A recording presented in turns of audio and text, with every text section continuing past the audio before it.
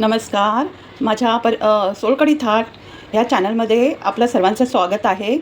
आज मी तुम्हाला बारीक मेथीची, त्याला सागरी मेथी पण म्हणतात, बारीक मेथीची भाजी दाखवणार आहे. तर त्यासाठी लागणारे साहित्य: कांदा,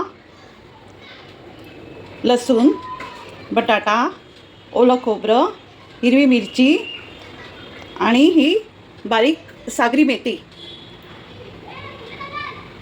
तर आता मी कृतीकडे जाते. मेथीची भाजी बनवण्यासाठी मी आता गॅसवर कढई ठेवली आहे.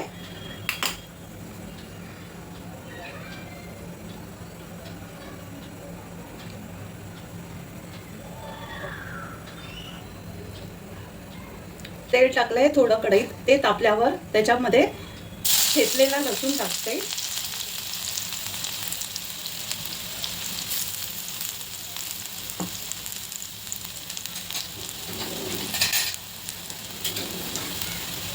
ही सागरी मेथी म्हणजेच बारीक मेथी चवीला खूप पौष्टिक असते आणि त्या भाजीला अशी लसूणची फोडणी खूप छान लागते, टेस्टी लागते.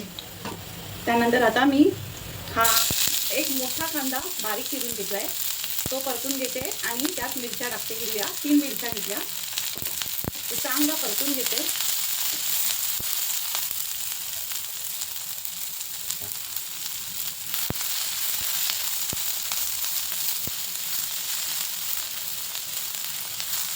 त्यात बटाटा पण टाकते,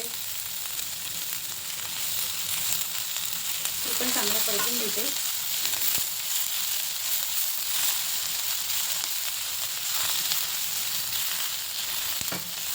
आता मी त्यात ही भाजी स्वच्छ धुवून घेतली आहे. त्याला थोडी माती असते, रेतीची असते ना, तर त्यासाठी 3-4 पाण्यातनं स्वच्छ धुवून घ्यायला लागते आणि नंतर चाळणीत निथळत ठेवायला लागते. आणि चाळणीत निथळत ठेवल्यानंतर ती अशी मी बारीक चिरून घेतली, ती आता यात टाकते.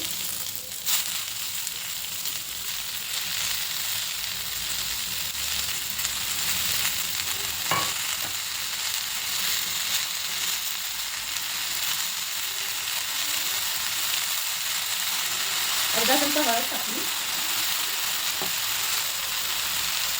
आणि परतून घ्यायची.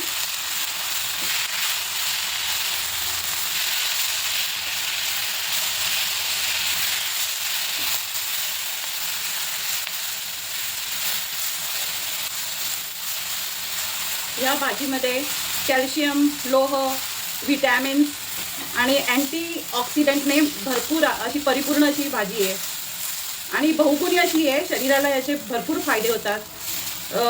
शरीरावरची सूज कमी होते, ब्लड प्रेशर नियंत्रणात राहतं.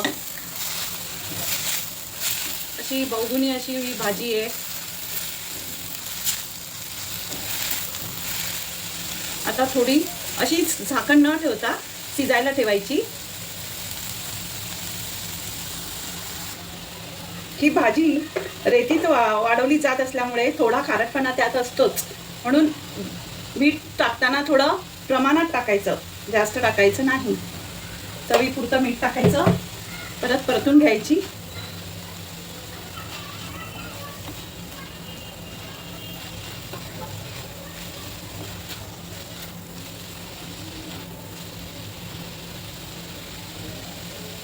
आता त्यात ओलं खोबरं टाकायचं.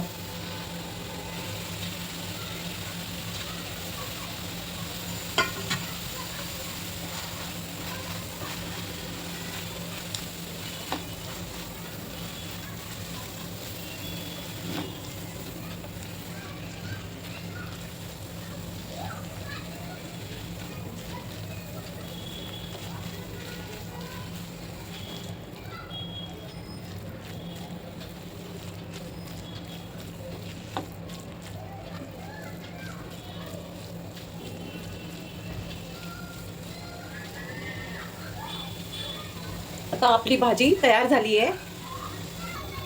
आपली पौष्टिक अशी बारीक मेथीची भाजी आता खाण्यासाठी तयार आहे. तुम्ही भाकरीसोबत, चपातीसोबत, भातासोबत कशासोबतही खाऊ शकता आणि ही उष्ण भाजी आहे, थंडीच्या दिवसात खाल्लेली अतिउत्तम. तर असाच माझ्या नवीन नवीन रेसिपींसाठी माझ्या चॅनलला सबस्क्राईब करा, लाईक करा आणि शेअर करा. धन्यवाद.